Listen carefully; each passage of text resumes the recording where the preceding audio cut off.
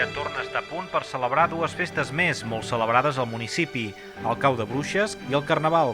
També s'han reforçat les activitats infantils i això s'ha volgut plasmar en el programa per cridar l'atenció de més famílies. Tenim els dos tocs. Tenim, veig jo, que crec que l'autor ha sigut, doncs, vull dir, la nit, amb tot el que pot ser la bruixeria de nit, i a més l'espectacle o el fet de poder venir a gaudir de tot un dia en família aquí a Centelles.